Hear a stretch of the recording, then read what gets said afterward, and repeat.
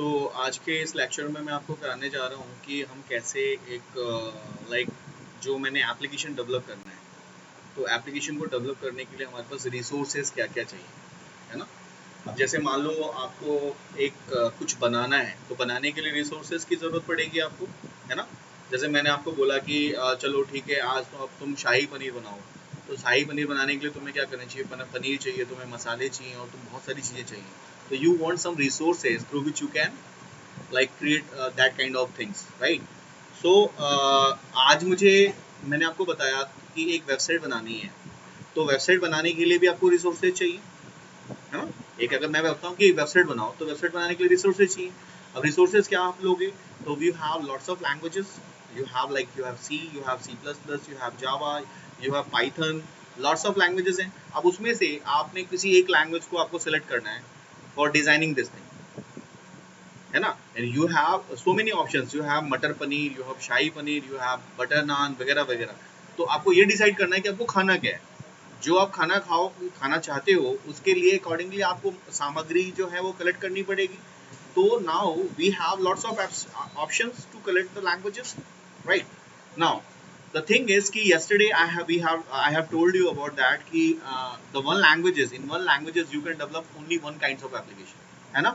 मैंने आपको last class में क्या बोला था कि अगर आप सी प्लस प्लस लेते हो तो आप कंसोल बनाओगे, आप सी शार्प लेते हो तो आप कंसोल बनाओगे, आप विजुअल बेसिक लेते हो तो विंडोज बनाओगे, आप जावा एंड्रॉइड लेते हो तो जावा मोबाइल एप्लीकेशन डेवलप करोगे। तो उसके बाद मैंने आपको क्या बताया कि विजुअल स्टूडियो क्या है। विजुअल स्टूडियो एक प्लेटफॉर्म प्रोवाइड करती है। If you know a single language among these languages, जो पहले लैंग्वेजेस हैं उसमें से अगर आपको एक लैंग्वेज पता है और डॉट नेट लैंग्वेज में आपको काम करना आता है, तो you can develop any kinds of application, right. तो मैं आपको जो सिखाने जा रहा हूँ, मैं आपको सी शार्प नहीं सिखा रहा हूँ, मैं आपको सी शार्प डॉट नेट सिखा रहा हूँ। सी शार्प डॉट नेट सिखा रहा हूँ, मैं आपको सी शार्प नहीं सिखा। सी शार्प एक लैंग्वेज है, सी शार्प डॉट नेट भी लैंग्वेज है, both are same, both languages are same. C sharp and C sharp .NET is same, but in C sharp .NET we have capabilities to develop any kinds of application. अगर आप C sharp की बात करते हो तो C sharp में सिर्फ आप कंसोल बनाओगे, लेकिन अगर .NET प्लेटफॉर्म पे आप यूज करते हो तो वो बनाओगे। तो today our lecture is dependent on C sharp .NET, ठीक है। तो अब हम क्या करेंगे, सबसे पहले मैं लैंग्वेज के बारे में बताऊं आपको कि सी शार्प बेसिकली क्या है। It's a programming language, it's a object oriented programming language. Object oriented, अब ऑब्जेक्ट ओरिएंटेड क्या होता है, you know about that object oriented? No. तो ऑब्जेक्ट ओरिएंटेड बेसिकली क्या है, एक ऐसा अप्रोच है, एक ऐसा फंडामेंटल अप्रोच है, एक स्ट्रक्चर प्रोवाइड करता है कि जो आपके जो ऑब्जेक्ट्स होंगे, मतलब आपके जो प्रोग्रामिंग के जो लाइक कोड्स होंगे और एक्शन होंगे और उसके मेथड्स होंगे, वो एक ऑब्जेक्ट के अंदर में इनकैप्सुलेटेड होंगे। वी डोंट थिंक लाइक कि ये कोड है, ये एक्शन है। अभी क्या हो रहा है, जब आप एक सी के में प्रोग्रामिंग करते हो, C is non object oriented, C programming language is a non object oriented and C plus plus is a object oriented, right. तो बट ऑब्जेक्ट ओरिएंटेड में क्या होता है, ऑब्जेक्ट ओरिएंटेड में हम क्या करते हैं कि जो हमारा प्रोग्राम होता है ना, वो ऑर्गेनाइज्ड होता है ऑब्जेक्ट्स में rather देन एक्शन और लॉजिक। सी में क्या हुआ, एक्शन और लॉजिक पे काम होता है। एक्शन क्या, क्लिक एक्शन, और लॉजिक क्या कि जब क्लिक होगा तो मैं एक चीज वेरीफाई कर रहा हूँ, है ना। लॉजिक ये लिखेंगे, मैंने लिखा एक्शन में क्लिक करे लॉगिन बटन पे, और जो लॉजिक मेरा होगा कि अगर entered user ID password valid है तो ये हो जाए, नहीं है तो ये हो जाए, ये लॉजिक है। Got it. ये सी की बात कर रहा हूँ मैं। लेकिन अगर ऑब्जेक्ट ओरिएंटेड में आप सोचोगे तो यहाँ पे जो हमारे जो लॉजिक हैं, जो मेरा लॉजिक है और जो मेरा एक्शन है, वो किस में है, वो ऑब्जेक्ट्स के अंदर में है। मतलब जो आप लॉजिक पास कर रहे हो वो ऑब्जेक्ट के थ्रू पास कर रहे हो, यानी कि आपका जो लॉजिक है वो भी ऑब्जेक्ट में है और जो एक्शन है वो भी ऑब्जेक्ट में, यानी कि दो ऑब्जेक्ट है। अगर आप किसी चीज को वैसे पास करोगे विदाउट लॉजिक तो क्या होगा, मतलब आपका कोड डायरेक्टली आप कोड भेज रहे हो सामने वाले को, जब आप कोड सामने वाले को भेज रहे हो तो they can read the code, they can edit the code. लेकिन अगर आप उसको ऑब्जेक्ट में इनकैप्सुलेट करके भेजोगे तो क्या होगा, जब आपका कोड जाएगा सामने तो वो उस कोड को रीड नहीं कर सकता। और ऑब्जेक्ट का फायदा क्या होगा, object as a real world thing, real world thing को ऑब्जेक्ट बोलते हैं। Anything is object, anything is a object. Object की अगर मैं बात करता हूँ तो जो आपको दिख रहा है वो ऑब्जेक्ट है, ये एक स्पैक्स है, ये एक ऑब्जेक्ट है, ठीक है, ये एक माउस है, ये एक ऑब्जेक्ट है, ये एक मोबाइल फोन है, ये एक ऑब्जेक्ट है। ऑब्जेक्ट किसको बोलते हैं, जिसकी अपनी एक प्रॉपर्टी होती है, जिसका एक अपना बिहेवियर होता है, जिसकी अपनी एक प्रॉपर्टी होती है, जिसका एक अपना बिहेवियर होता है। काजल देखना कौन है, जिसकी अपनी एक प्रॉपर्टी होती है, जिसका एक अपना बिहेवियर होता है, उसको हम लोग क्या बोलते हैं, ऑब्जेक्ट। जैसे मैं एक ऑब्जेक्ट हूँ, तुम एक ऑब्जेक्ट हो, मेरा एक बिहेवियर है कि मैं एक टीचर हूँ, तुम्हारा एक बिहेवियर है, तुम एक स्टूडेंट हो। मेरी एक प्रॉपर्टी है, मेरा नाम है, लाइक मेरा एजुकेशन क्वालिफिकेशन है, मेरा एक्सपीरियंस है, ये मेरी प्रॉपर्टी है। उसी तरह से तुम्हारी भी प्रॉपर्टी है। तो यहाँ पे ऑब्जेक्ट ओरिएंटेड में क्या बोला कि ऑब्जेक्ट ओरिएंटेड में उन्होंने ये बोला कि everything is organized around the object oriented में, ऑब्जेक्ट में, यानी कि जो जो हमारे कोर्स हैं वो हमारे ऑब्जेक्ट ओरिएंटेड में रहेंगे। तो ऑब्जेक्ट्स के अंदर रहेंगे। तो ऑब्जेक्ट्स का मतलब हो गया अ real world thing is called object, यानी सारी चीजें मेरे ऑब्जेक्ट में रहेंगी रेदर देन मेरा मेथड और एक्शन में काम नहीं होगा। ठीक है, तो ऑब्जेक्ट ओरिएंटेड में हम इस तरह से अप्रोचेस यूज करते हैं। उसके बाद ऑब्जेक्ट के बाद आता है क्लास। क्लास का मतलब क्या हो गया, क्लास का मतलब होता है यहाँ पे collection of similar type of object. अगर मैं आपको बोलूँ ये क्लास है, ये एक क्लास हो सकता है। क्यों हो सकता है, बिकॉज इस क्लास के अंदर मैं एक ऑब्जेक्ट हूँ, एक तुम एक ऑब्जेक्ट हो, हम दोनों मिलके एक क्लास यहाँ पे बना रहे हैं। कैसे बना रहे हैं, बिकॉज क्लास का जो नेचर है वो क्या है, डॉट नेट की क्लास एक नेचर है। ऐसा तो नहीं है कि मैं पढ़ा रहा हूँ कुछ और, तुम्हें पढ़ना कुछ और है। तो इस केस में क्या हो जाएगा, हमारे अंदर सिमिलरिटीज नहीं रहेगी, तो ये क्लास नहीं होगा। क्लास ये कहता है कि class is a collection of similar type of object. जहाँ पे सिमिलरिटीज होंगी उसी को मैं क्लास कह सकता हूँ। जैसे मैंने एक फ्रूट्स की एक मैंने टोकरी ले ली, और ये भी ध्यान रखना जो क्लास होता है हमेशा स्ट्रक्चर प्रोवाइड करता है। क्लास का एक स्ट्रक्चर होगा, एक स्टार्ट होगा और एक एंड होगा, और इसके बीच में जो डिक्लेयर्ड है वो क्लास है। क्लास का मतलब एक स्ट्रक्चर, जिसके अंदर अब ये स्ट्रक्चर के अंदर में मुझे जो ऑब्जेक्ट्स मैं रखूंगा वो सेम बिहेवियर के होने चाहिए, तभी वो क्लास कहलाएगा। जैसे मैंने बताया कि एक टोकरी है, ये जो टोकरी है इस टोकरी के अंदर मैं वेराइटीज ऑफ फ्रूट्स रख देता हूँ, वेराइटीज ऑफ फ्रूट्स रख दिए मैंने, उसमें बनाना भी रख दिए, एप्पल भी रख दिए, ऑरेंज भी रख दिए, मैंगो भी रख दिए। तो we have lots of fruits, तो मैंने फ्रूट्स को सारे रख दिए। नाउ अब एक सेलर होता है जो कि इस फ्रूट्स को सेल करेगा, तो वो how many types of problem they face during the like sale, during the selling वो किस तरह की प्रॉब्लम फेस करेगा। एक तो क्या है, उसका एक प्रेजेंटेशन लेयर अच्छा नहीं है, क्योंकि एक ही टोकरी के अंदर बहुत सारे फ्रूट्स हैं, अनमैनेज तरीके से रखे हुए हैं। केले के ऊपर बनाना रखा हुआ है, बनाने के ऊपर संतरा रखा हुआ है, एंड एवरीथिंग अनऑर्गेनाइज्ड है। Unorganized just like C program. C program में एक पेज होता है, उसी पे हम सब कुछ लिखते हैं। अगर मैंने आपको बोला कि एक सेल परचेस का कुछ बनाओ, तो तुमने सेल के लिए भी उसी पे कोड लिखा, क्योंकि वहां पे क्लास का कॉन्सेप्ट नहीं है। वहां पे एक पेज है, उस पर तुमने सारी कोडिंग लिख दी, ऊपर से लेके नीचे तक तुमने जो भी मैंने तुम्हें लॉजिक बोला तुमने एक पेज पे लिख दिया। सिक्योरिटी नहीं है। अगर मैं चाहूंगा कि विकी इसको एक्सेस ना करे, लेकिन मैं विकी को ये पेज दे रहा हूँ, तो क्या हो सकता है कि मैं विकी को बोलूँ कि ये वाला लाइन देखे और ये वाला ना देखे, वो नहीं हो सकता। सिक्योरिटी भी नहीं है। अगर मेरे पास एक फ्रूट की एक टोकरी है और मैं चाहूँ, मेरे पास 4 स्टाफ हैं, अब मैं उसको बोलूँ कि इसमें से तुम जो है, एक मोहन है, मैंने कहा मोहन तू सिर्फ आम बेचेगा, केले तू नहीं बेचेगा, लेकिन उसके पास राइट्स है कि केले भी उसके पास है, क्योंकि एक ही जगह सब कुछ है, तो केले भी बेच सकता है। अब हम उसको, ये हो गया सी प्रोग्राम जो कि नॉन ऑब्जेक्ट ओरिएंटेड। अब मैं ऑब्जेक्ट ओरिएंटेड की बात करता हूँ। अब मैंने ऑब्जेक्ट ओरिएंटेड में क्या किया, ये जो मेरे पास सारा कुछ रखा हुआ था, मैंने 4 टोकरी खरीदी, मैंने 4 टोकरी खरीदी। 4 टोकरी के अंदर मैंने अलग अलग जैसे जैसे फ्रूट्स थे उनके बिहेवियर के अकॉर्डिंगली मैंने बनाना का एक क्लास बनाया। उस बनाना के टोकरी के अंदर में मैं बनाने सारे बनाना को उठा के मैंने डाल दिया, ठीक है। एक दूसरी टोकरी ली मैंने मैंगो के लिए, और उसका नाम रखा मैंगो क्लास, उसके अंदर मैंने मैंगो डाल दिए। एक तीसरी टोकरी ली मैंने, उसके अंदर में ऑरेंज डाल दिए। एक चौथी टोकरी ली, उसके अंदर मैंने एप्पल डाल दिए, ठीक है। अब ये चारों अलग अलग हो गया। अब इन चारों को मैं चाहूँ, मेरे पास एक मोहन है, एक सोहन है, मैंने मोहन और सोहन को मैंने लगा दिया कि तू 2 टोकरी यानी कि आम, मैंगो और एप्पल तू बेचेगा, बनाना और ऑरेंज तू बेचेगा। ऑर्गेनाइज तरीके से हो गया। अगर कोई कस्टमर आता है तो वो इजीली से अपने चीज़ों को फाइंड आउट कर सकता है, उसको पता है, उसको बहुत ज़्यादा टाइम नहीं लगेगा। पहले क्या था, पहले एक टोकरी में था, उसको बहुत ज़्यादा टाइम लग रहा था। अगर उसमें से उस टोकरी के अंदर से उसको बनाना निकालना है तो बनाना को निकालने में उसको बहुत ज़्यादा टाइम लगेगा। हाँ, आ गया ना। तो इसी को हम लोग क्या बोलते हैं, इसको हम लोगों ने क्या किया, अलग अलग करके डिवाइड कर दिया। इसी को हम लोग कहते हैं object oriented, right.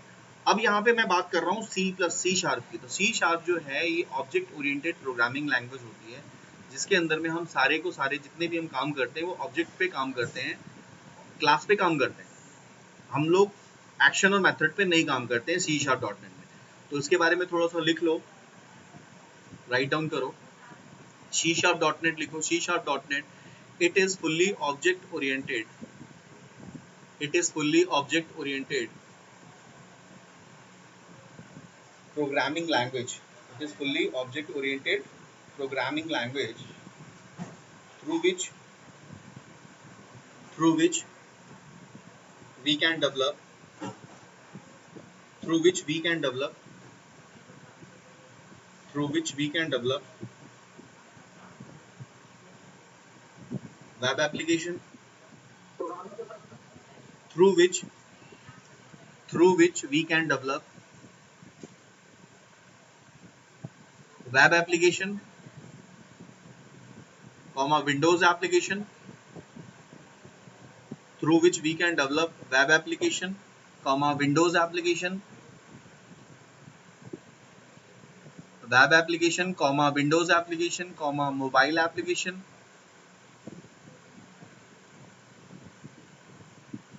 comma mobile application, comma web services, web services, web services, comma web API, web API, comma console application, etc., etc., etc. Full stop. मतलब एक प्रोग्रामिंग लैंग्वेज के थ्रू तुम इतने सारी चीजों को बना सकते हो। And and it is combination of and it is combination of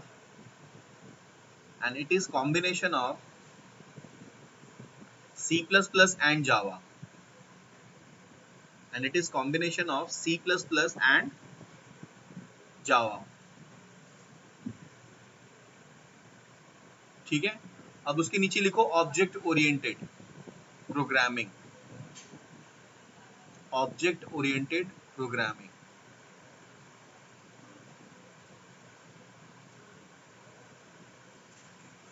object oriented programming को हम लोग बोलते हैं शॉर्ट फॉर्म में OOPS, OOPS, OOPS. OOPS is a object oriented programming, dash करके लिख लो OOPS. OOPS is a approach an approach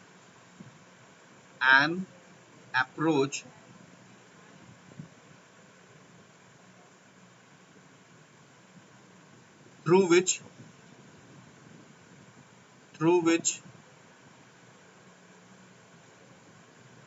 all programming elements through which our all programming elements are organized, our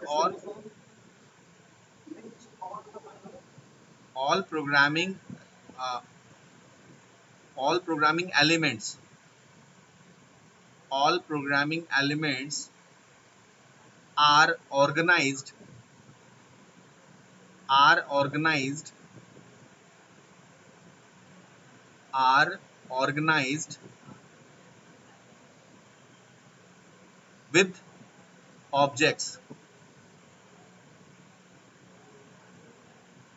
with objects, मतलब जितने भी programming के objects elements हैं वो सब किस में है, ऑर्गेनाइज किस में है, ऑब्जेक्ट्स में।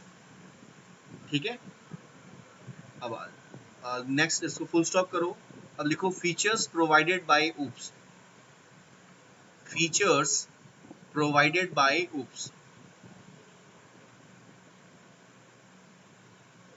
फीचर्स प्रोवाइडेड बाय, सबसे पहला लिखो एब्स्ट्रैक्शन, पहला फीचर लिखो एब्स्ट्रैक्शन, एब्स्ट्रैक्शन।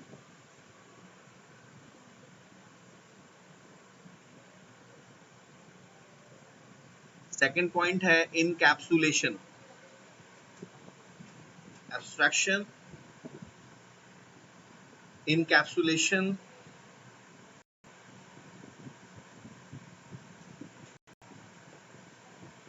पॉलीमॉर्फिज्म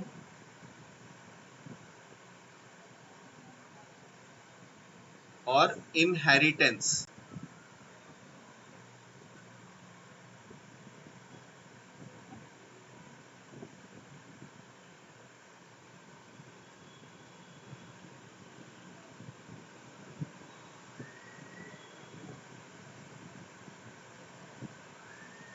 मैंने लिखवाया तुम्हें एब्स्ट्रैक्शन,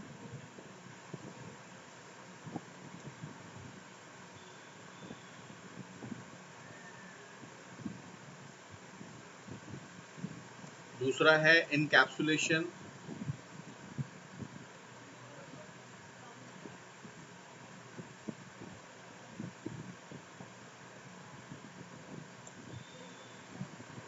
पॉलीमॉर्फिज्म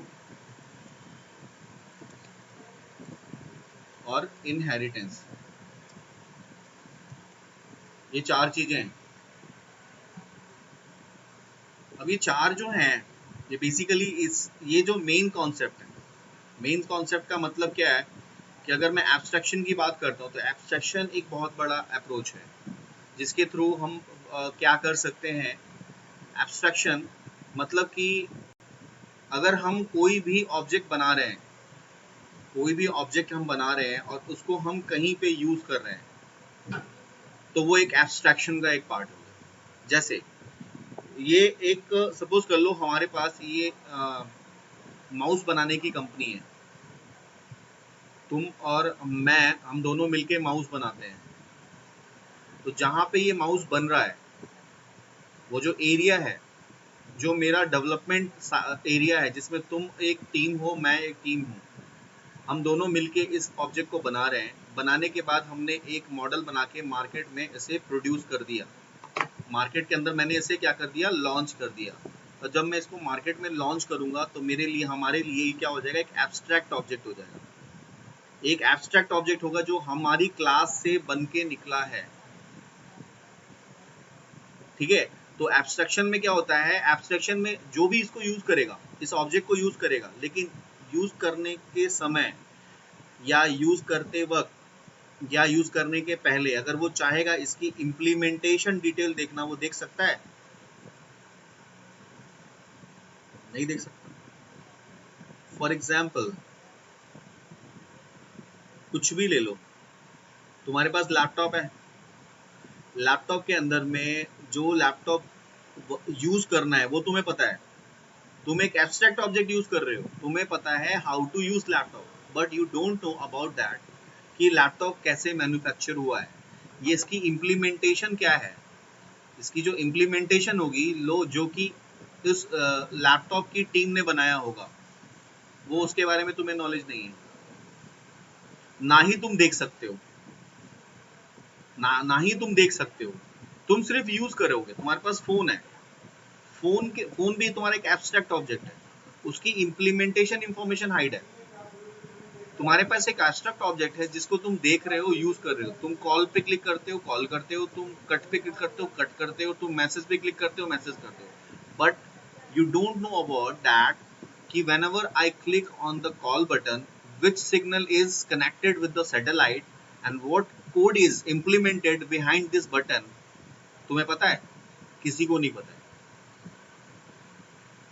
तो ये जो मैथोडोलॉजी है ऊप्स का, ऊप्स के वजह से इन्होंने क्या किया, उन्होंने एक अप्रोच बना दिया, उस अप्रोच के अंदर में उन्होंने कहा कि अगर आप इस चीज को इस तरह से ऑर्गेनाइज करोगे तो आउटसाइड द वर्ल्ड आपकी इंफॉर्मेशन को कोई देख नहीं सकता। हमें हमें डेटा को भी तो सिक्योर करना है। कल की डेट में हम और आप एक प्रोजेक्ट बनाते हैं और उसका पूरा का पूरा कोड उठा के किसी को दे देते हैं, तो हमारे पास क्या रहेगा? हमारे पास क्या रहेगा? हमारे पास क्या सिक्योरिटी रहेगी कि हमने तो उसको सब कुछ दे दिया। तो एक सिक्योरिटी मेजरमेंट को देखते हुए एब्स्ट्रैक्शन जो अप्रोच है, उस अप्रोच के थ्रू क्या हो रहा है, हमारे चीजों का जो इम्प्लीमेंटेशन डिटेल्स है वो हाइड है। हम क्या कर रहे हैं, सिर्फ एक एब्स्ट्रैक्ट ऑब्जेक्ट बना के सामने वाले को दे रहे हैं। An abstraction is achieve through public. Public के थ्रू होगा ना, जिसको मैंने पब्लिक कर दिया। अब सपोज कर लो इसमें बहुत सारे मॉड्यूल्स हैं, इसमें से मैंने इसको पब्लिक कर दिया, एक एब्स्ट्रैक्ट ऑब्जेक्ट बनाया, इसको मैंने पब्लिक कर दिया, भाई ये पब्लिक है, तभी तो आप एक्सेस कर सकते हो। अगर ये प्राइवेट होगा तो कोई एक्सेस नहीं कर सकता।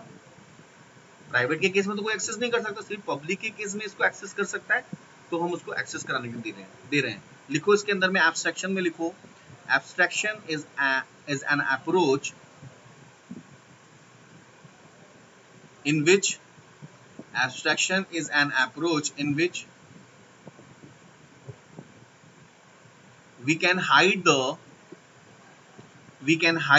implementation details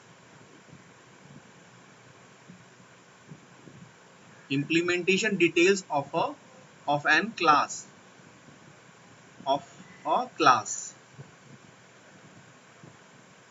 hide the implementation detail of a class. Only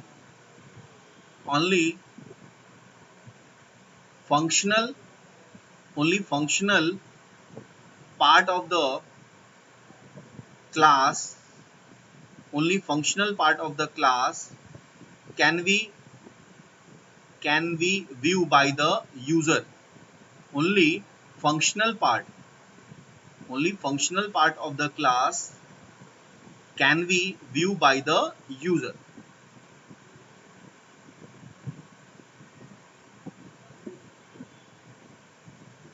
समझ में आ गई बात? यानी कि आप एक जगह बना रहे हो पूरी तरह से, और उसमें से आपने जो देना है किसी को, उसका एक पब्लिक बनाया और बनाने के बाद उसको दे दिया। वो क्या करेगा, सामने वाला बंदा सिर्फ और सिर्फ उसको यूज करेगा, बट वो उसका इम्प्लीमेंटेशन डिटेल्स नहीं देख सकता। This is called abstraction. ठीक है, अब सेकंड पॉइंट पे आ जाओ, encapsulation.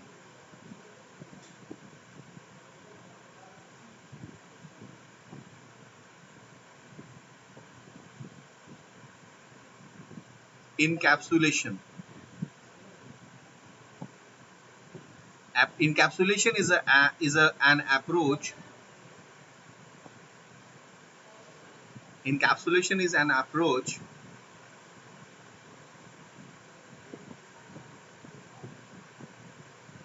in which we can bind the data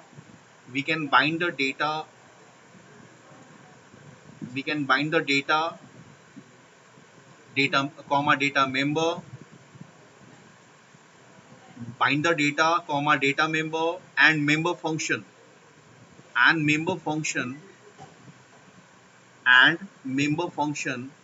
together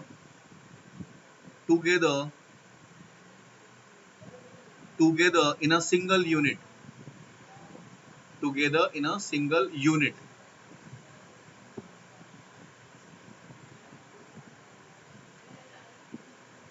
मतलब ये क्या हो गया, ये वो क्लास हो गई जहां पे जिसके थ्रू आप डेवलप कर रहे हो, वो ये क्लास है, right?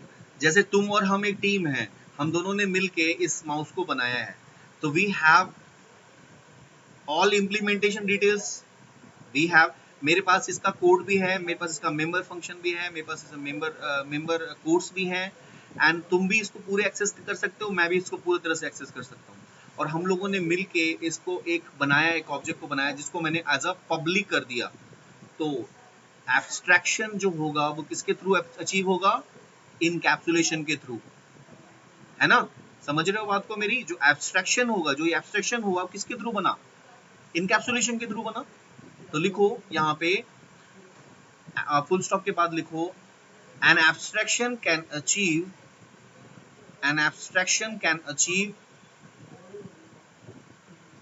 through encapsulation. An abstraction can achieve through encapsulation. ठीक है ना? An abstraction can achieve through encapsulation. An abstraction can achieve through encapsulation. मतलब encapsulation के थ्रू ही तुम्हारा abstraction achieve हो रहा है। समझ रहे हो ना? कहीं कोई डाउट है? नहीं ना? ठीक है। किसका फोन आ रहा है? अभी साइलेंट कर दो। तो यहाँ पे क्या है? Abstraction can achieve through encapsulation हो गया, ठीक है। तो जैसे कि जस्ट लाइक इनकैप्सुलेशन को हम लोग कैप्सूल भी बोलते हैं, कैप्सूल का भी एग्जांपल होता है। कैप्सूल आपने देखा होगा, एक कैप्सूल के अंदर में एक कवर होता है जिसके अंदर में बहुत सारी चीजें होती हैं। यानी एक कैप्सूल के अंदर में बहुत सारी बीमारियों के लिए, बहुत सारी इलनेस के लिए दवाइयाँ होती हैं। और एक टैबलेट होता है। टैबलेट क्या होता है? एक सिंगल एक डिजीज के लिए होता है। लेकिन कैप्सूल क्या होता है? एक से ज्यादा प्रॉब्लम के लिए होती है। जैसे आपको सिर दर्द भी हो रहा है, हेडेक भी हो रहा है, और लाइक बदन दर्द भी है, तो आप जाओगे, आप मेडिकल शॉप में बोलोगे सर मेरे को ये चीज़ें हो रही हैं, यानी एक से ज़्यादा प्रॉब्लम है, तो आपको एक कैप्सूल देगा जिसके अंदर बहुत सारी चीज़ों का डिग्नेशन होता है। यानी एक जो इनकैप्सुलेशन हो गया उसके अंदर बहुत लोग होंगे, बहुत सारी चीज़ों का होगा। एक मतलब उसमें डेवलपमेंट भी है, उसमें टेस्टिंग भी है, उसमें एनालिसिस डिपार्टमेंट भी है, उसकी कोडिंग डिपार्टमेंट भी है ना? बहुत सारे टीम है। इन टीम ने पूरा मिल के एक प्रोजेक्ट बनाया। बनाने के बाद उन्होंने एक एब्स्ट्रैक्ट ऑब्जेक्ट बनाया पब्लिक टाइप का, और उसको मार्केट में उन्होंने लॉन्च कर दिया। जो लॉन्च किया वो मार्केट में यूज में हो रहा है, उसको यूज कर रहे हैं लोग, लेकिन उसकी इम्प्लीमेंटेशन डिटेल उसके सामने हाइड है। वो उस मार्केट में जो प्रोडक्ट बन के आपने लॉन्च किया उसको, उसके बारे में उसको नहीं पता। आप बिस्किट खा रहे हो, तो बिस्किट एक एब्स्ट्रैक्ट ऑब्जेक्ट हो गया, एक एब्स्ट्रैक्शन का एग्जांपल हो गया ना। एक बिस्किट खा रहे हो, लेकिन वो जो बिस्किट बना है, जिस कंपनी के अंदर ने बिस्किट बनाई है, उसके अंदर जितने लोग काम करते हैं, जो मशीनरी लगी हुई है, वो उसके सामने वो सब कुछ पब्लिक है। वो हो गया इनकैप्सुलेशन। और उसके बाद उन्होंने क्या किया? एक प्रोडक्ट बना के मार्केट में दे दिया। आप बिस्किट खाते हो, लेकिन आपको ये नहीं पता ये बिस्किट बनाई कैसे गई है, इसके अंदर क्या क्या चीजें डाली है उसके बारे में मुझे नहीं पता। समझ में आ गई बात? अब आते हैं inheritance. Inheritance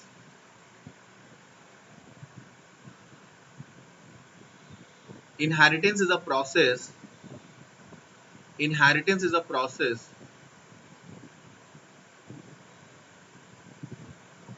to access the data from one class.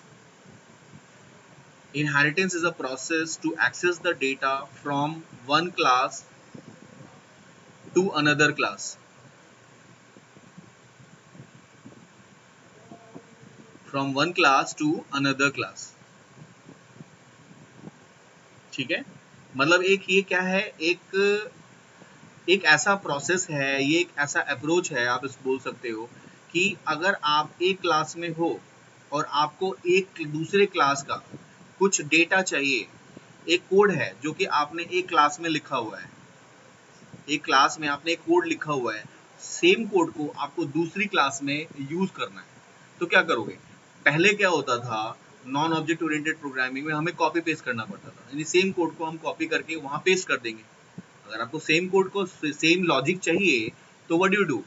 You can just copy the earlier code and paste there. Paste करोगे, यानी कि क्या हो रहा है? एक कोड को रिडंडेंट हो रहा है, एक कोड को बार बार आप लिख रहे हो तो रिडंडेंसी हो रही है ना, जिसको हम लोग कहते हैं कोड रिडंडेंसी। कोड रिडंडेंट हो रहा है, सेम वर्क करा रहा है। आप एक कोड को दो जगह लिख रहे हो, दो जगह पे दो अलग अलग मेमोरी स्लॉट लेगा, मेमोरी स्लॉट भी तो लेगा ना। तुम अगर किसी को ऑब्जेक्ट को मेमोरी में सेव करोगे तो मेमोरी में जगह भी लेगा। तो जिससे क्या हो रहा है, तुम्हारे पास में एक तो प्रोसेसिंग स्लो होगी इसकी वजह से, दूसरा मेमोरी ऑक्यूपाइड रहेगा। और मुझे नहीं समझ में आता है कि अगर एक कोड एक जगह लिखा हुआ है तो हम ये सेम कोड को हम क्यों दूसरी जगह लिखेंगे? ऑब्जेक्ट ओरिएंटेड के अंदर में इनहेरिटेंस जो है एक ऐसी कैपेबिलिटी आपको प्रोवाइड करती है जिसके थ्रू आप एक जगह की कोड को दूसरी जगह पे कोड पे शेयर कर सकते हो। अगर आपके पास एक कोड है और आपका पेरेंट क्लास में लिखा हुआ है तो आप चाइल्ड क्लास उसको बनाओ और उसमें उसको एक्सेस कर लो। This is called inheritance. A child class can acquire the property of parents. In other words, इसके आगे लिखो, in other words we can say that, in other words we can say that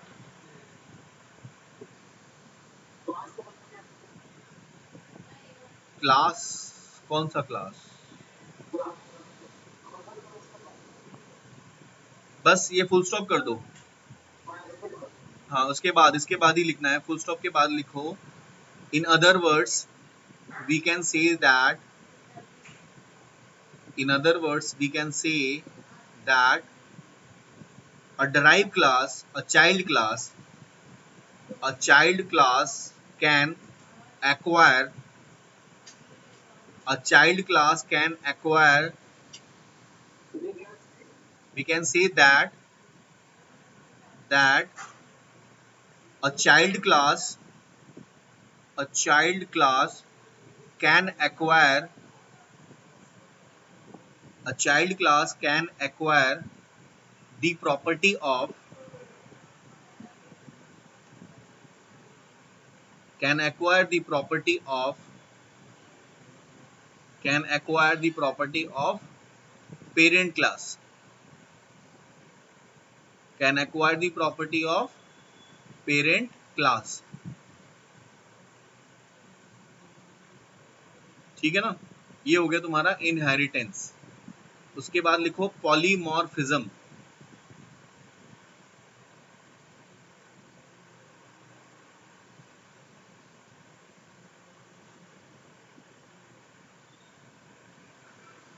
Polymorphism is a process to, polymorphism is a process to declare, declare more than one, more than one,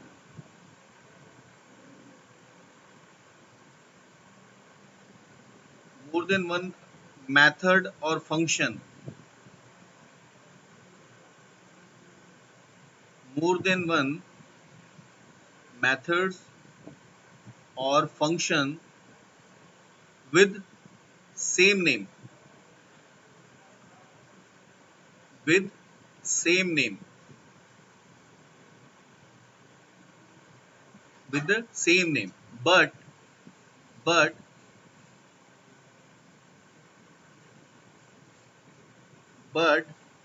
the parameters, but the parameters,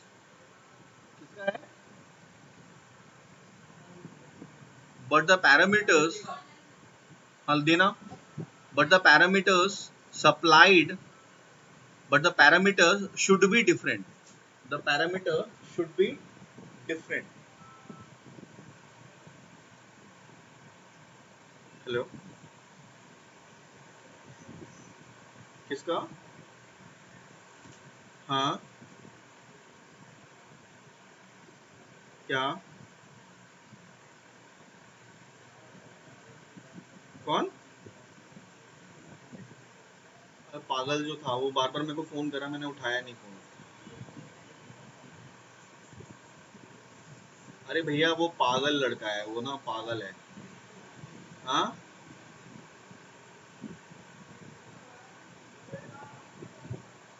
चलो ठीक है, मैं बात करता हूँ। वो मेरे को बोल रहा है साइन करवा दो, मैंने प्रोजेक्ट बना दिया है, साइन करवा दो। मैं साइन क्यों से करवाऊँ, प्रोजेक्ट तो कहीं और से लेके आएगा, साइन हमसे करवाएगा।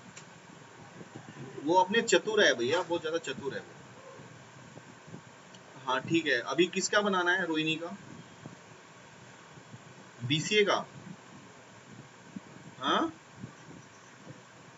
आप व्हाट्सएप पे भेजो मुझे।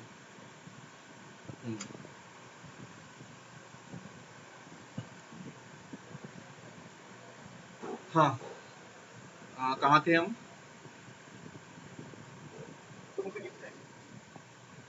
तो इनहेरिटेंस लिख लिया आपने ना।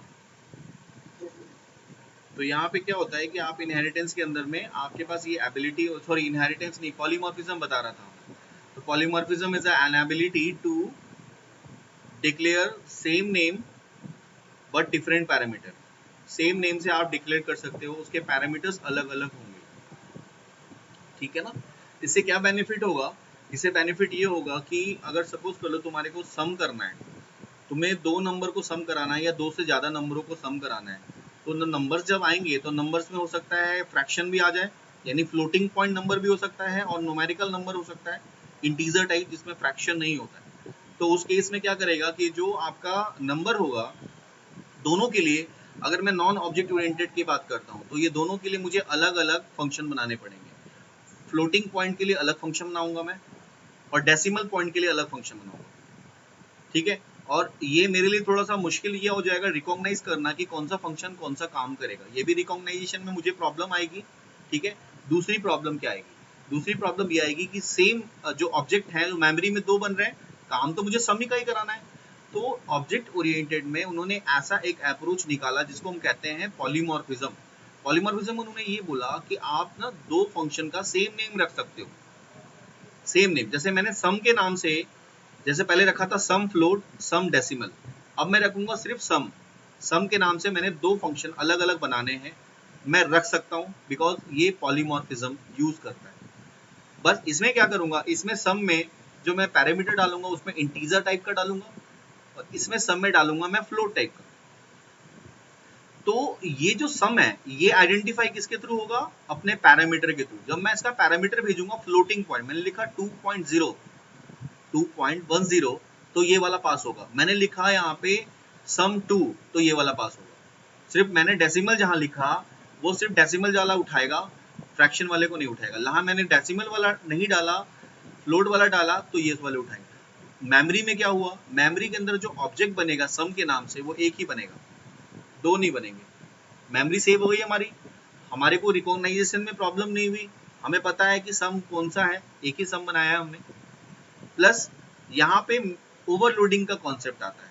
ओवरलोडिंग का मतलब क्या हो गया? सेम नेम, दोनों का सेम नेम हो गया तो ओवरलोडिंग होगा ना, तो ये ओवरलोडिंग होता है, इसको ओवरलोडिंग कहते हैं। ओवरराइडिंग का मतलब यहाँ पे क्या होता है? Overloading and overriding. ओवरराइडिंग क्या हो गया? एक एक फंक्शन तुमने यहाँ पे कॉल कर लिया, ये मेमोरी में स्पेस इसका क्रिएट हो चुका। जब तुम दूसरे फंक्शन को कॉल करोगे तो इस सेम फंक्शन पे क्या करेगा? ओवरराइड कर देगा। This is overriding. ओवरलोडिंग क्या हो गया? Same name. और ओवरराइडिंग क्या हो गया? एक ही फंक्शन पे दूसरा वो ओवरराइड कर सकता है। तो ये हो सकता है एक ही क्लास में हो, या हो सकता है एक दो क्लास में हो, या ड्राइव क्लास में हो, ये पेरेंट क्लास में हो, ठीक है। ये है तुम्हारा ऊप्स का कॉन्सेप्ट, जिसको हम कहते हैं ऑब्जेक्ट ओरिएंटेड अप्रोच। क्लियर है? अच्छी तरह समझ में आ गया? इसका जो इम्प्लीमेंटेशन है, लाइक इसकी कोडिंग है, वो मैं तुम्हें एक और वीडियो शेयर कर दूंगा, यूट्यूब पे लिंक पे है मेरे, वो मैं शेयर कर दूंगा, उसको जरूर देख लेना। उसमें कंसोल एप्लीकेशन के अंदर में ये चारों चीज़ों को जो मैंने बनाया है ना, अभी जो तुम्हें मैंने बताया, एब्स्ट्रैक्शन, इनकैप्सुलेशन, पॉलीमॉर्फिज्म और इनहेरिटेंस, ये चारों को मैंने कोडिंग के थ्रू लाइक कंसोल एप्लीकेशन में मैंने इम्प्लीमेंट किया हुआ है। तो उसको एक बार देख लोगे तो बहुत अच्छी तरह समझ में आ जाएगा जो मैंने अभी तुम्हें बताया है, उसका एक प्रैक्टिकल भी हो जाएगा। और फिर नहीं समझ में आता है तो फिर मैं दोबारा से तुम्हें करा दूंगा, कोई प्रॉब्लम नहीं है, ठीक है। तो ये हो गया। तो सी शार्प क्या हो गया? Is a fully object oriented programming language हो गई। और ऑब्जेक्ट ओरिएंटेड का मतलब क्या होता है वो तुमने समझ लिया। गॉट इट ना? ऑब्जेक्ट ओरिएंटेड का मतलब भी तुमने समझ लिया कि C sharp is a fully object oriented programming language and it is combination of C plus plus and Java, ठीक है। अब यहाँ पे जो सी शार्प होता है उसके अंदर डेटा टाइप्स यूज होते हैं। तो C sharp has data types. Data types क्या होते हैं? अब लिखो सी शार्प डेटा टाइप्स।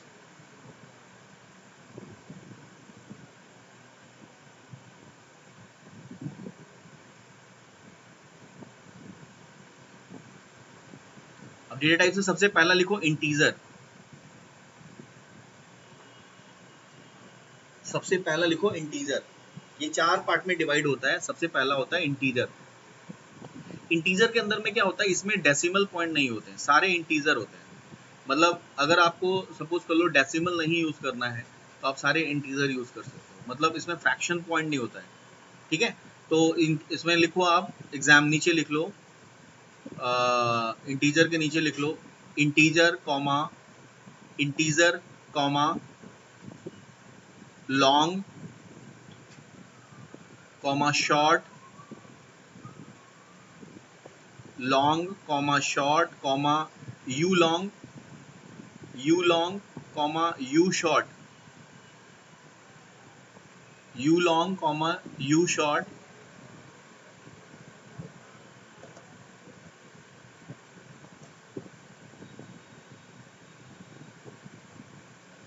ये जितने भी ऑब्जेक्ट हैं ये सारे इंटीजर में आते हैं, इसमें फ्रैक्शन नहीं यूज कर सकते। अब दूसरा डेटा टाइप लिखो फ्लोट, दूसरा लिखो फ्लोट, फ्लोट के नीचे लिखो आप, पहला लिखो float comma double comma decimal, float comma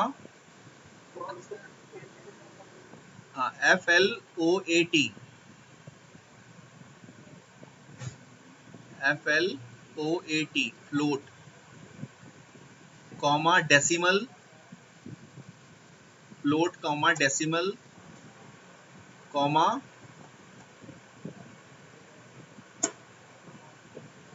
double, ये होता है तुम्हारा डेसिमल के अंदर में। उसके बाद तीसरा लिख लो third, string, STRING, string, string में लिखो पहला, स्ट्रिंग के नीचे लिखो स्ट्रिंग कॉमा कैर, CHAR कैर, स्ट्रिंग कॉमा कैर, CHAR कैर, ठीक है। स्ट्रिंग के अंदर में क्या हो गया, किसी भी वेरिएबल को तुम डिक्लेयर करते हो ना तो एज अ स्ट्रिंग होता है, मतलब डबल कोट्स के अंदर होता है, तुम जो भी लिखोगे वो एज अ स्ट्रिंग लेके जाएगा। और चौथा लिख लो, कैर के अंदर होगा single character, only single character. और फोर्थ वाला लिख लो आप अदर्स, कैर मतलब सिंगल कैरेक्टर, कैर का मतलब सिंगल कैरेक्टर, एक कैरेक्टर। अगर किसी एक कैरेक्टर को स्पेसिफाई करना चाहते हो तो तुम कैर ले सकते हो, CHAR, A is equal to capital A, तो A जो स्मॉल a तुमने लिया उसको डिनोट कर दिया कैपिटल A से।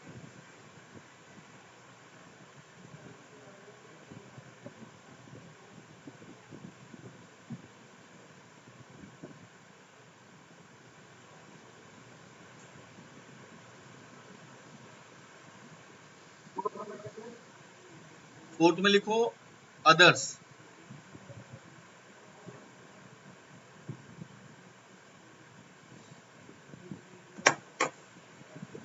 जैसे कि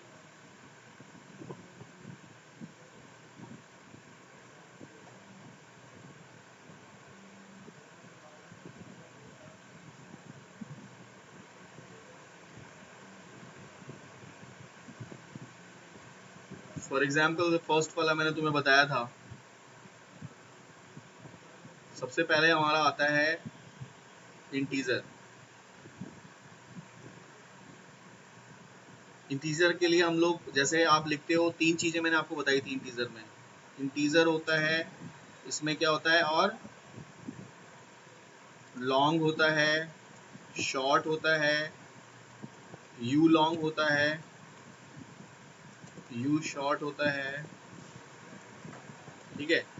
उसी तरह से अगर तुम आते हो फ्लोट में, इस तरह से फ्लोट लिखते हैं, और फ्लोट के लिए जो हम डिक्लेयर करते हैं इस तरह से फ्लोट डिक्लेयर करते हैं स्मॉल में, फ्लोट, डबल और डेसिमल।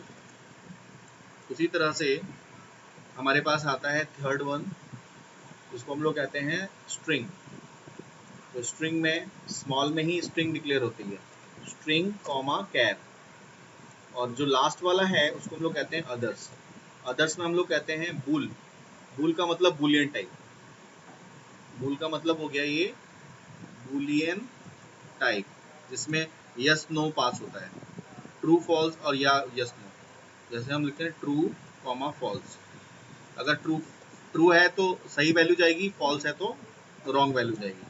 उसके बाद होता है डेट टाइम, डेट टाइम के लिए हम यूज करते हैं, और एक होता है ऑब्जेक्ट। ये तीन चीजें आपकी पास होती हैं इसके अंदर में।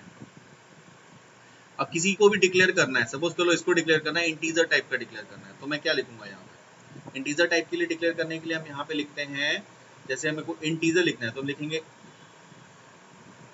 Int I, int I is equal to, मैंने लिखा 10, तो यहाँ पे क्या हो गया, आई की वैल्यू क्या होगी, 10 होगी। आई की आई इज अ, आई यहाँ पे क्या है, आई एक वेरिएबल हो गया, I is a variable that has 10 value, ठीक है। उसी तरह से मैं इन सबको भी डिक्लेयर कर सकता हूँ, जैसे मैंने लिखा long, long L is equal to, कोई भी मैं एक लॉन्ग की वैल्यू यहाँ पे डाल सकता हूँ, ठीक है। तो ये क्या हो गया, L is a variable, L is a variable, ये वेरिएबल है, ये डेटा टाइप है। इसी तरह से इंट एक डेटा टाइप है और ये आई एक वेरिएबल है, यूजर डिफाइंड टाइप वेरिएबल, उसकी वैल्यू ये है। उसी तरह से तुम फ्लोट में भी कर सकते हो, उसी तरह से तुम डेसिमल में भी कर सकते हो। तो अगर तुम्हें फ्लोट में करना है तो तुम फ्लोट के लिए अब क्या लिखोगे, फ्लोट के लिए हम ऐसे लिखते हैं, float f is equal to, मैंने लिखा 10.5, तो ये क्या करेगा, 10.5 को f के अंदर में डाल देगा। f एक वेरिएबल हो गया जो कि फ्लोटिंग पॉइंट का है इसमें। अब जैसे इसमें मैं 10.5 लूंगा तो ये नहीं लेगा, क्यों, क्योंकि ये इंटीजर टाइप का है, इसमें डेसिमल नहीं जाता है। डेसिमल जहां पे होगा आपका इसमें जाएगा, तो डेसिमल पॉइंट हो गया फ्लोट। और ये जो है दिख रहा है लास्ट में, इज अ टर्मिनेटर, इसको कहते हैं terminator, statement terminator. It's like and, like जो तुमने ये लिखा है, इसका मतलब ये होता है कि this statement has been terminated here, यहाँ पे टर्मिनेट हो गया। उसी तरह से ये स्टेटमेंट यहाँ पे टर्मिनेट हो गई। उसी तरह से मैं यहाँ पे डबल को, डेसिमल को भी डिक्लेयर कर सकता हूँ। उसी तरह से स्ट्रिंग आ गया, तो हम लिख सकते हैं जैसे स्ट्रिंग str ले लिया। अब मैं यहाँ पे एक डबल कोट्स में एक मैंने लिखा कि आई लिव इन इंडिया, तो एक आपका क्या हो गया, ये एक स्ट्रिंग हो गया।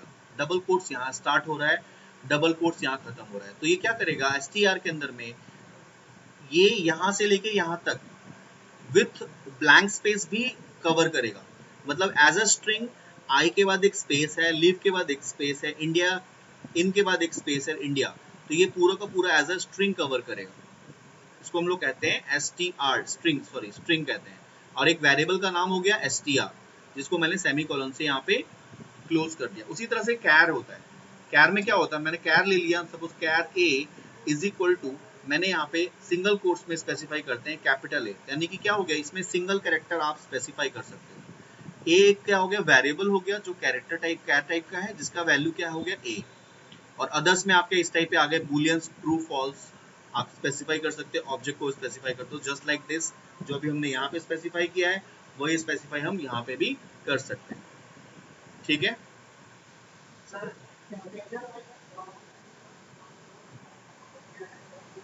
हाँ, ये साइज होता है इनका, हाँ इनका साइज होता है, जैसे कि आपका जो होता है इंटीजर टाइप का होता है वो सिर्फ 8 बिट लेता है, लॉन्ग जो होता है वो 16 बिट लेता है, ठीक है। और जो यू हो गया, यू ये 16 बिट लेता है। अगर मैं यू शॉर्ट की बात करता हूँ तो ये हो गया अनसाइंड, यू का मतलब होता है अनसाइंड, और ये होता है साइंड, यानी ये पॉजिटिव वैल्यू लेगा और ये पॉजिटिव से नेगेटिव वैल्यू लेगा, ये पॉजिटिव वैल्यू लेगा, ये पॉजिटिव से नेगेटिव लेगा। यू जहाँ पे आ गया मतलब वो माइनस में भी वैल्यू को ले सकता है। और लॉन्ग का मतलब हो गया बहुत बड़ा, बहुत लंबी वैल्यू अगर होगी तो हम लॉन्ग लेंगे, लेकिन ये प्लस में जाएगा। अगर मैं यू लॉन्ग ले लेता हूँ तो प्लस के साथ साथ माइनस में भी वैल्यू ये एक्सेप्ट कर सकता है उसी लॉन्ग में। शॉर्ट में क्या हो गया, मान लो ये मेरे पास में लॉन्ग के अंदर में यहाँ पे 64 बिट का होता है, ये 32 बिट का होता है। उसी तरह से इसमें साइंड वैल्यू हो गई, इसमें साइंड अनसाइंड दोनों हो गई, प्लस माइनस दोनों। क्लियर है?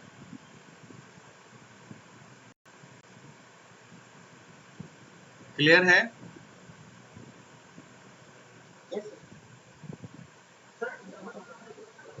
डबल में क्या होता है कि जैसे तुम्हारे पास में ये फ्लोट हो गया, इसमें क्या होता है, ये पॉइंट के बाद, फ्लोट में पॉइंट के बाद सिर्फ सिर्फ और सिर्फ 8 करेक्टर लेगा, यानी एक पॉइंट के बाद 8 करेक्टर तक ये लेगा। डबल में क्या होता है, पॉइंट के बाद ये 16 करेक्टर लेगा, और डेसिमल में पॉइंट के बाद 32 करेक्टर लेगा।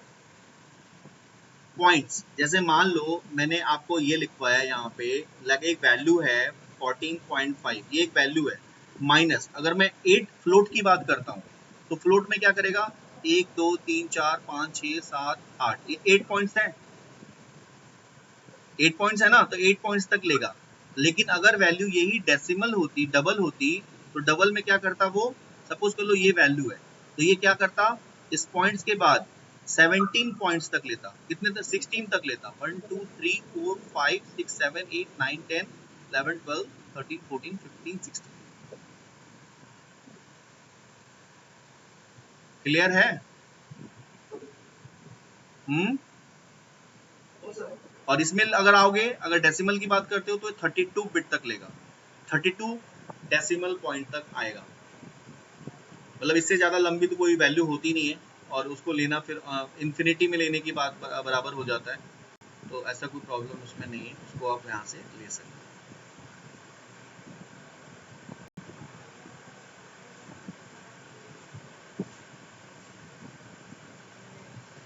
ठीक है, समझ में आ गई बात आपको सारी? तो आज इतना ही वाइंड अप करते हैं। आप इसको एक बार अच्छे से लिख लेना, क्योंकि अभी नेक्स्ट क्लास में फिर मैं शायद आपकी प्रोग्रामिंग शुरू कराता हूँ इसके भी यहाँ पे कुछ लाइक मेरे को लूप्स वगैरह स्ट्रक्चर भी कराने हैं, लूप हो गया, वाइल लूप हो गया, और तुम्हारे जो अर्थमेटिकल स्टेटमेंट, कंडीशनल स्टेटमेंट जो हम लोग यूज़ करेंगे वो कराऊंगा। तो मतलब एक क्लास में हम आपको सारा ये चीज़ करा देंगे, फिर हम लोग नेक्स्ट क्लास से प्रोग्रामिंग शुरू कर देंगे। तो मैं बिल्कुल स्टार्टिंग से करा रहा हूँ, स्टेप बाय स्टेप करा रहा हूँ। तो अगर आपको कहीं कोई प्रॉब्लम होती है तो आप क्लास से पहले ही पूछ लेना। जैसे आपकी पहले क्लास हुई थी उसमें अगर कोई प्रॉब्लम है, या अभी अभी वाली क्लास में कोई प्रॉब्लम है, तो आप नेक्स्ट क्लास जब भी आपकी कल होगी तो उसमें वो अपनी क्वेरीज को पहले शॉर्ट आउट कर लेना। और मैं आपको एक वीडियो शेयर कर रहा हूँ, लिंक शेयर करूँगा, उस पर जो आपको मैंने अभी एब्स्ट्रैक्शन, इनकैप्सुलेशन, पॉलीमॉर्फिज्म, इनहेरिटेंस बताया उसको देख लेना। ठीक है,